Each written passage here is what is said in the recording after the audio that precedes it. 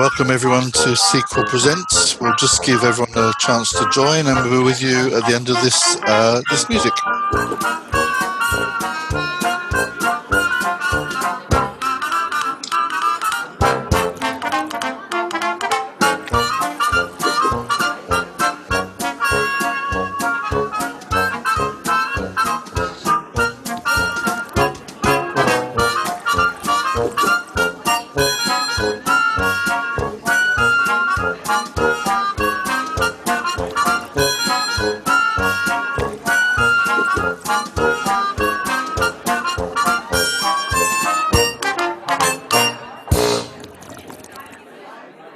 So, hello everyone, and welcome to the latest SQL Presents, A Coffee With. I'm Nick Andrews, the director at SQL, and your host for today's session. We run these webinars every month, and we always look at an issue of relevance, we think, to people in the internal comms, HR, or IT sectors. As ever, we'll be recording this session and making it available on request. And if you have any ideas for future topics or want to comment on this particular session, then do get in touch with us at hello@sqlgroup.co.uk. Today's topic is around communication with a disparate audience and keeping people engaged 1 year after a pandemic. Previously, do feel free to ask questions during this session using the chat facility, and we'll try and take any questions or comments by the end of the half hour. I'm delighted to welcome today Chloe Maple from Vodafone. Chloe has communicated with a variety of audiences in her career, places like Telefonica, you'll know them as O2, Pladis, you'll know them as British Biscuits probably, and latterly Vodafone. Hello, Chloe. Hi, thank you for having me. No problem. We're going to, before we get into the half-hour chat with Chloe, we're going to just play a little clip which will introduce our topic for today.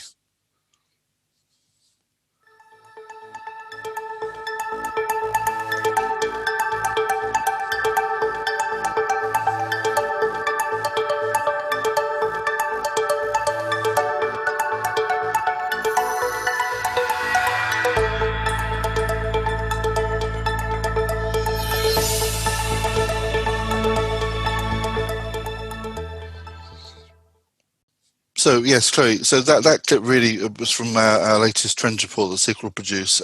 It's really around a company divided cannot succeed. And obviously since the start of the pandemic, there's been certainly a move to a more disparate, diverse audience that many of us had to deal with. Can we start though by just giving us an idea about your role at Vodafone and kind of what you've been doing there? Yeah, of course. I've been at Vodafone 2 years now. I work in Vodafone Business. We count approximately 17,000 globally dispersed employees in Vodafone Business. Our teams are based primarily in Germany, the UK, Spain, Italy, and then we do have offices in Ireland, USA, Singapore and Lisbon. We make up about a third of Vodafone's global revenue. Wow, so that is a very disparate and diverse audience then. So since time last year, I guess, what channels have you been using at Vodafone Business, and actually have they in any way changed since COVID-19 arrived? I think we've had to pivot, we've had to change. We have a plethora of channels. We have your traditional email. We have a landing page, which it's not quite an intranet, but it's more that personal dashboard of all of those tools and policies and apps that you need as an employee. We use SharePoints. We're lucky enough to have Workplace by Facebook. And we obviously used to do lots and lots of face-to-face events, not so much these days. I think face-to-face is always going to be that preferred channel.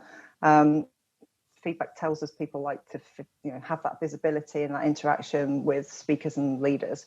Certainly around reward and recognition as well, but clearly that's off the table now. So we've had to think a lot about what we can do to still reach people, but not overload people at the same time, because there is a volume of well-intentioned comms coming at people from all different areas, and we just didn't want to add to the noise.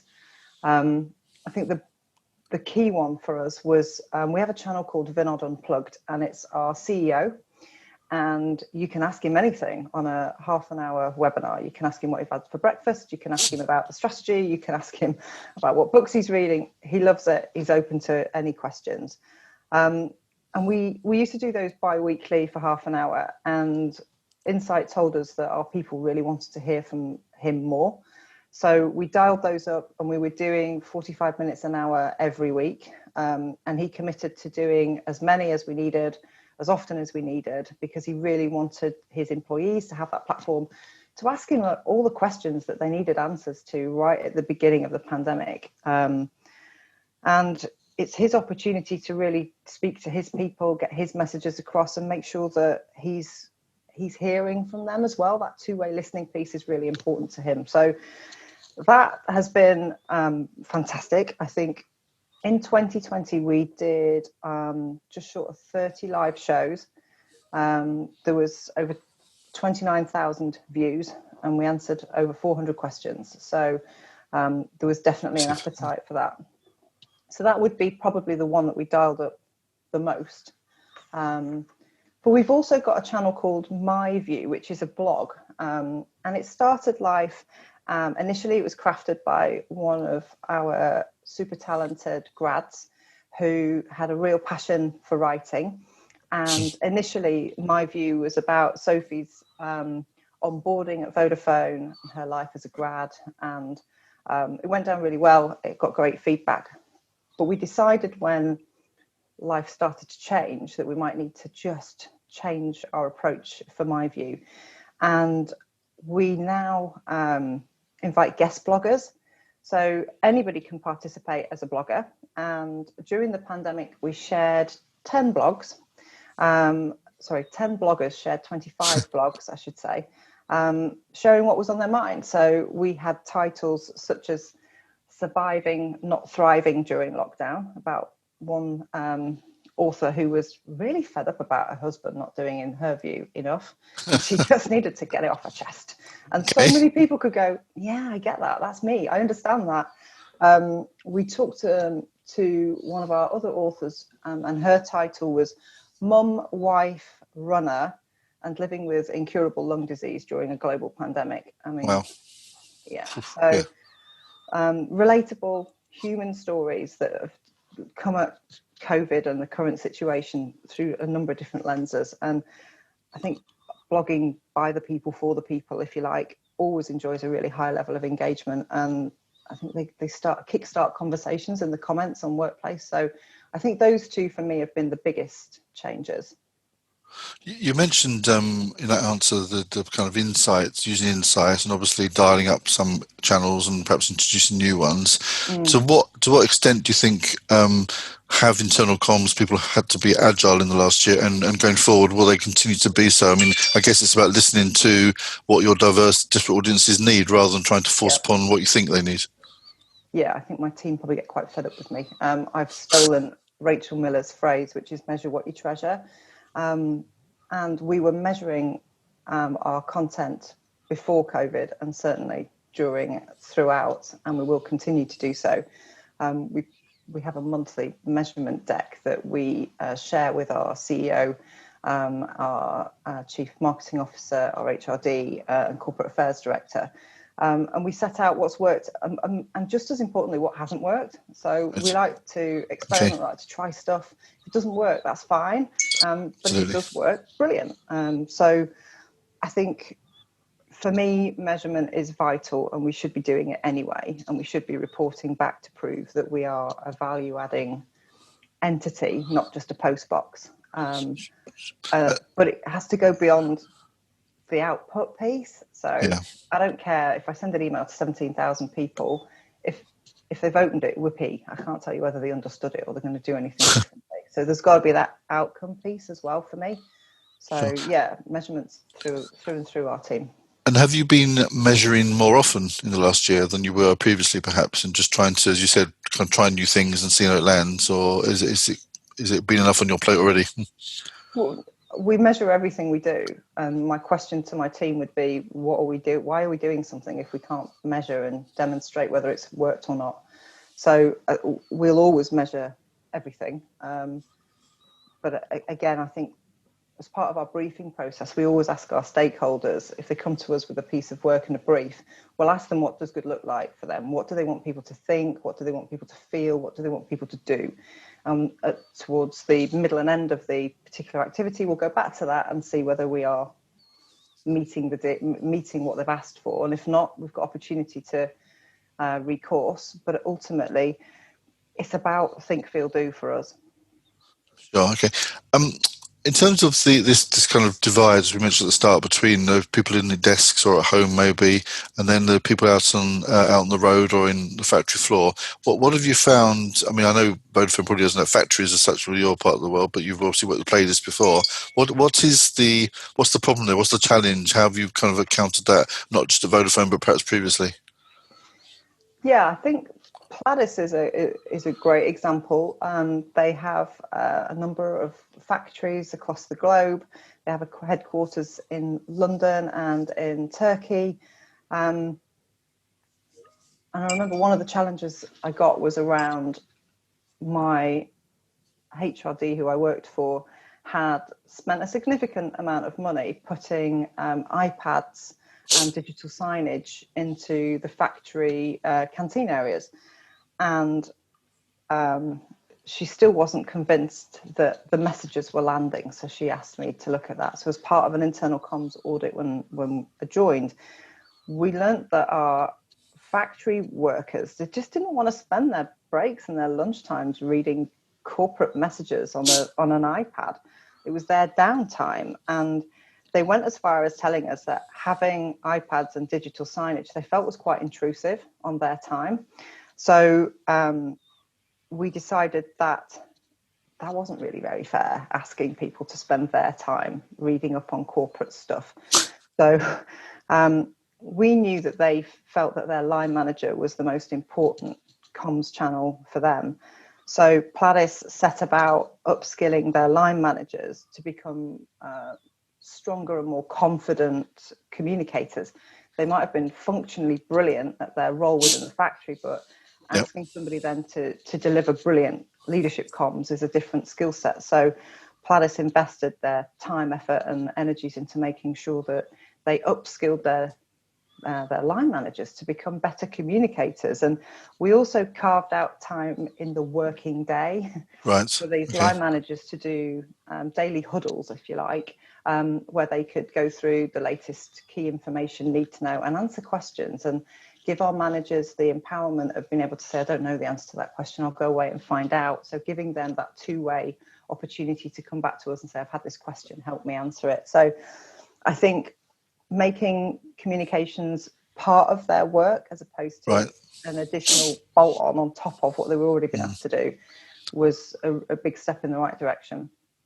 And I mean, there are a load of different ways we can get through to manufacturing staff now in theory, but is the written word, the animation, the audio, is that ever going to replace, if you like, that kind of investment in line managers and that kind of face-to-face training? Are there other ways around that or not, do you think? For me, I think it's always going to be the line manager. The person that you work for is the reason that you stay in the job 9 times out of 10, isn't it? You can work for a wonderful company, but if you work for a line manager and you don't agree on your values and such, then they're probably not going to get the best out of you. So for me, I think line managers are huge, but I don't think they should be asked and expected to do communications on their own. So, but it's an age-old challenge, isn't it? I think you've got to listen and you've got to tailor your approach really and be data informed to understand your audience. So when we spoke to our factories in Pladis, we asked, what are your shift patterns? What times do you work? What does the role look like? What do you do every day? Where are you based? What do you have access to? And it transpired that as part of their process, they would lock their personal phones away in their lockers whilst they were working in the factories. So it was unrealistic to ever ask them to use their own devices. So there's something to be said, I think, possibly for walking in their shoes. And I've heard that phrase before about if we can talk about from head office about what might work, what might land in the factories, but actually without actually understanding their specific day-to-day actions and the way they kind of behave, it's very difficult to get through to them. Yeah, and ultimately, I'm a firm believer in that we communicate for employees, not to employees. So by that, you have to take some time out to understand who you're talking to, what's realistic, without creating comms overload. With the best of intentions, you can do wonderful videos and animations, but if you're just battering people with it, it's going to hack them off more than help them. And that's interesting. What kind of engagement levels would you say are realistic in terms of those hard to reach people? Because there was obviously a Gallup survey a couple of years ago in America which said that 25% of factory guys felt engaged, 25%. And they said just 25%. I was thinking 25% reasonable, is it not? Or are we expecting too much of our people out on the floor? It's been a while since I worked at Palace, so I'm not sure what the current figures are. I think 25% is a good start, but there's so much room for improvement there. But it's about working out what's important to your employees, and there's more than just line managers. So our CEO at Palace, he spent his time going out and visiting the sites and making sure that people knew who he was. I think it's unrealistic for everybody to know every member of the leadership team, but really, do they need to? But I think it's important that people understand how their personal role fits into the bigger picture and how their contribution counts to the overall umbrella view or strategy. So that's the bit that I think is really important. And I'm not sure a CEO can do that for every single individual. It's got to come from the senior line managers. Sure. And talking to CEOs, how do you push back? Because we've heard this from several clients recently about senior leaders saying, hey, the factory guys, we need to engage them by doing X or Y and introducing a new channel like this, which is all very well intentioned, I'm sure, and great in terms of engagement as a principle. But how do you actually push back on that, or actually say, yeah, we will give it a go? I mean, what's your strategy around reintroducing new channels for potentially difficult people to reach? I think it's always interesting when somebody comes to you with their decision on what they think you should be communicating or how you should be communicating it. And again, it's an age-old challenge, isn't it? I think for me, one of the first questions as a team that we ask a stakeholder is, so what does good look like? So if you want people to think a certain thing or you want people to do something, how will that channel that they've come to you help that? So we have... we make a recommendation based on the brief, but we also have like a channel escalator that sets out each of our channels and how effective they are for communication. So an email, as reliable as they are, you can get them to everybody, but the measurement is down to how many people your email reached and how many people opened it and how many people clicked on a link. It doesn't give you the insight as to how many people understood it, did something differently, changed their behavior. So we sit them down and we talk them through our insight-led stats that say, when we did this piece of work for this stakeholder, this is what we tried, this is what we learned, this is what worked, this is what didn't work. And I think asking them to share their insight on why they believe that particular channel is the right channel is a great way of having an honest and open conversation. So I've lost count of how many times people have said, can I have a poster? And I'm like, if you tell me how I can measure the success of a poster, we can have a look at it. But you can't, it's just there. So yeah, I encourage my team to work with their stakeholders and showcase what's worked before. And if they come up with something new and different, brilliant. If it sounds like a good idea, let's try it. I'm up for that. And then we've got the insight for next time. Yeah, absolutely.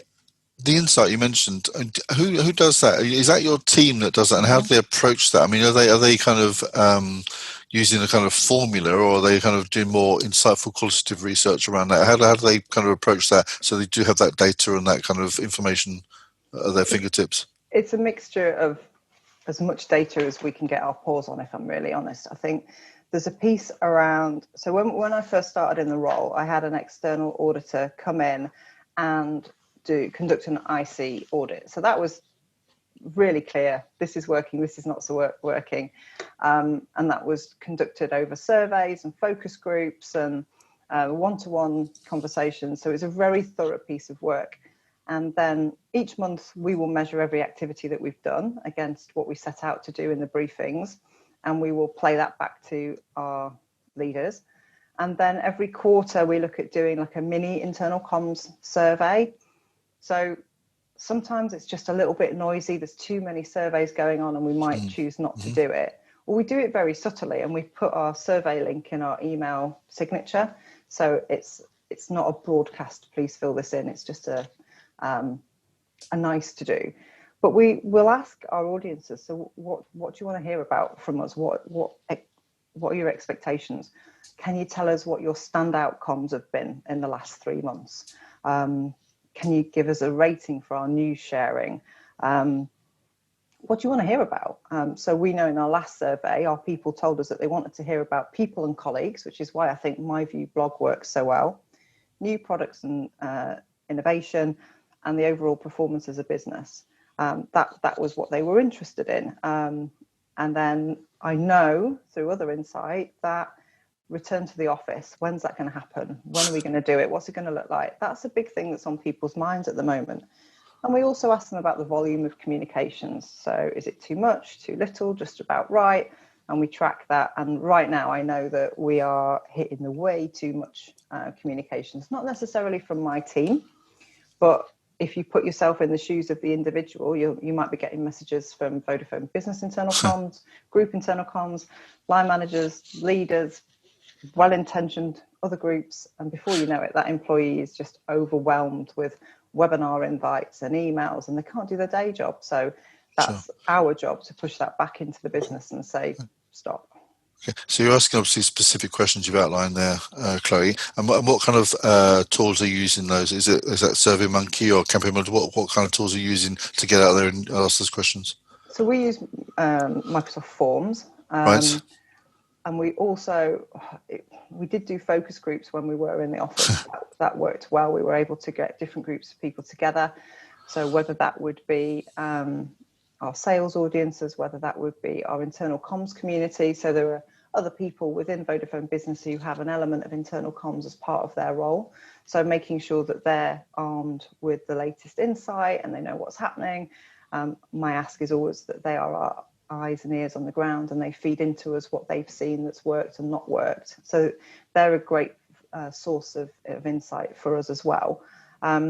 We've dialed down the surveys because there's just been a lot recently. But we're also very clear that our surveys stay on our email signatures, so people can tell us if they're hacked off with us or enjoying our work. And someone's actually just asked a question around how do you prevent survey fatigue? So you've obviously thought about that. Yeah, there's nothing worse than just another survey coming in, isn't there? But so there's a balance between survey fatigue and actually having that data to actually give you informed decisions. So it's a question of trying to just give that balanced judgment, I guess. Definitely. We used to ask people after every Vinod Unplugged webinar what they thought of it, and then it was like, we're doing it every week. This is too much. Stop. So exactly. You asked that last week, yeah. Dialed back, yeah. Yeah. So, same answer as before. Yeah. Okay. So you mentioned a couple of minutes ago about this kind of return to the office as being a hot subject, obviously, where you're at the moment. And obviously that is something that is concentrating in people's minds. How do you see the internal comms landscape changing in the next 6, 9, 12 months? I mean, no one's got a crystal ball in terms of where the pandemic is going, but assuming we get back to some kind of normality, what lessons have we learned during the last year, and what might change in the months ahead? Not just at Vodafone, but generally in the world. I think we're still going to rely on our digital support. I don't think everybody will go back to the office Monday to Friday, 9 to 5. And to be fair, Vodafone didn't have that expectation on its employees anyway. I do think there'll be more of a hybrid of people working from home and people working from elsewhere and people working from the office. And so I think we'll still have that digital piece. We'll still need to keep our employees connected, whether that's maybe through apps and web pages. I think they'll demand easy access to tools and systems, and they'll expect their leaders to be virtually visible. But I think I'd like us to get to a place where our communications and our interactions mirror your preferences externally, so sort of beyond the firewall. So I'm forever telling my team that, our content has to be as strong, because if somebody's got 5 minutes, you're competing with Facebook and Instagram and Sky News. Your content's got to be strong and sticky and make sure that people are interested and keep coming back. And I think that's a real challenge. And do you think, going back to the first clip we showed, there will be a lasting disconnect between those kind of people out in the field, in factories, or in company cars, driving around selling stuff, and the people in the office or working at home? Is that disconnect going to continue, do you think, or how can we kind of get people back as one community as such? I think it takes time and effort, and it has to be seen as a priority. So I know with Vodafone Business, when we were able to go back to the office over the summer, they were very clear about the fact that you couldn't have a face-to-face meeting in the office and not give a dial-in or video conference link. So nobody would be expected to be in that meeting. Right. You had the options, and that option would be, if you wanted to travel, great. If you didn't, completely understand. And I think that flexible, thoughtful approach has to be the way forward, because, again, we're communicating for employees, not at them or to them. Absolutely. Yeah. A couple of questions have flooded in. Actually, more than a few actually today, which is great. First question would be, have you got any tips on setting up comms community from different areas of the business? So how do we get people engaged in those different areas of the business? Any tips on actually kind of getting them actively involved? Again, I think it takes time and effort. I'm lucky enough to work with, there's about 25 people out in Vodafone Business who have some responsibility for internal comms. There's a couple who their role is entirely internal comms, but most people are doing it off the side of their desk. So for me, it's about bringing that community together. So we have regular calls. We use that time for me to share what's going on in the wider Vodafone world, in Vodafone Business, give them a heads up about what's coming up. And then we do a round table and they tell us about what's on their plates. And it's a great opportunity if anyone says, I've got this thing and I'd really love some ideas. How can we do it? And you have that group input into, oh, well, I did this and that really worked. And I tried that and that really worked. Or don't do this, that was dreadful. So that's been really good. And then I make sure that I give them the opportunity to see the latest insight, latest trends from internal comms. So we've got a workplace group that's just for us. It's our safe space where we swap stuff and ask questions and share ideas. And we also have a Teams page for those documents. If anyone's asking for help on something, we can all get stuck in and help collaborate to help that individual do the best that they can possibly do. Okay. A really interesting question, this one coming up. What is your view on making certain comms being flagged as mandatory and there being something in place where managers have to record the comms being cascaded, or does it send a too negative, onerous message? So I think there are always going to be messages that from an audit perspective, you have to prove that you have communicated. So an example that springs to mind might be around, the bribery rules or accepting corporate gifts. So that, for one, I think from an audit perspective, you have to prove that you've communicated the rules. Sure. You've pointed people in the right direction. Other than that, I'm skeptical about making anything a must.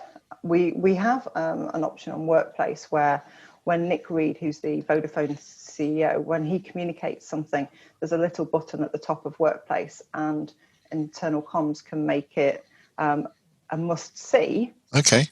And then you can click it to say I've seen it, but that might not mean that you've read it. But I think that's probably as intrusive as I'd ever want to get, and we're very use that very sparingly. And presumably, I was going to say you'd have to use it sparingly because must see can suddenly become almost for everything, so you can use it as you want. Yeah, it's massive, big ticket items. It has to be used very sparingly, or people will just not go on to Workplace. And we have challenges with Workplace anyway. Not everybody in Vodafone Business wants to be on it. We our colleagues in Germany, we need to abide by the Works Council's rules and regulations. So I can't put anything on Workplace, solely on Workplace, and expect my German audiences to see it, because in Germany, Workplace is an optional tool. I mean, as it is everywhere, but I have to be very mindful of the different rules and regulations in different countries. Okay, kind of related question to that actually. How do you deal with different languages and cultures? Do you translate everything you send out? So my team don't translate everything. English is the Vodafone language. However, when we know that there's something coming up that's critical, need to know, very important, strategic, we will give our local opcos a heads up before and give them the opportunity to translate it, or indeed we'll bring on an agency to help us to do that as well. Sure. But I cannot claim my German to be very good. I can't do it. Not mine. Not mine. A couple more questions have come in on measurement. So any tips on measurement? Do you present a measurement dashboard to your C-suite, and what do you share? And then what tools do you use to get the figures for your campaigns? So we take the insight from every tool. So whether it's a workplace campaign, we'll measure it. Whether it's an email, we'll talk about clicks. But we're also very keen on, in an ideal world, we'll be able to do the focus groups and measure whether people have actually recalled the message. So what were the 3 things you took away from said conference today? Or what's the one thing you're going to do differently? It's not that easy at the moment to be able to do that. So we do have probably, we're slightly out of kilter, and we have more output than outcome measurement at the moment. Yeah. But we will always, with the help of our IC community and the help of our stakeholders, we will always go and try and find out what's working, what's not working, whether that's a phone call, whether that's a couple of workplace messages, just, have you seen this? What did you think? And just a little small sample. But again, I don't want to add to comms fatigue. So it's a delicate balance of not overdoing it. But we tend to get a lot of insight directly into our email, our Vodafone Business Internal Comms email account, which is great. So we always let people know that they can tell us whatever's on their mind there. And then our little IC mini surveys are there in our email signatures should anybody want to tell us something. So but it's not ideal at the moment, but we have to make the best of what we have. Okay. Another question on measurement. What email measurement tool do you use currently? So we use Populo at the moment, which is great, does exactly what it says on the tin. But again, it's very much, the data is, how many people did it go to, how many people opened it, how many people clicked on a link. And I guess that comes back to the fundamental question, the piece for today's session is, how those disparate audiences, how do you get out there and really get to know them and understand what they want, which we've talked about. So email alone is not going to do that. It's got to be a blend of channels, doesn't it, really? And people learn differently, and people like their information differently. So for some people, they would love a video far more than they'd love an email, because people learn by listening. Other people learn by reading. Other people like to be able to go and have a face-to-face conversation with the line manager. So you have to appreciate, and you've got cross generations, and you're competing for their time. So you've got to try and keep your comms as interesting and engaging as you can do, but at the same time you have to know when to stop and not just communicate for communicating's sake. Absolutely. And so we did a survey of a client recently around their factory audience and asked people what they prefer. A number of them said, obviously, some kind of news app would be really interesting, useful. And a number of them actually said, can we have a printed magazine? Remember print? So, But if that's what your audience is saying, that's great. I would be thinking, okay, so that's a big investment. How would we be measuring the success of whether or not that printed magazine is giving people what they want? So again, it's that brief, isn't it? It's taking the brief. What does good look like? Yeah, and I guess with anything, whether it's printed magazine or an app, and I think app certainly can be a really good way of getting through to people. It's all about the killer content, as you say, and what sticks. Absolutely. Cool. So last question, I know we've just gone over the half an hour. Have you got any particular couple of tips for IC people in terms of bringing people together and kind of reaching those disparate audiences? What would your kind of final message be, Chloe?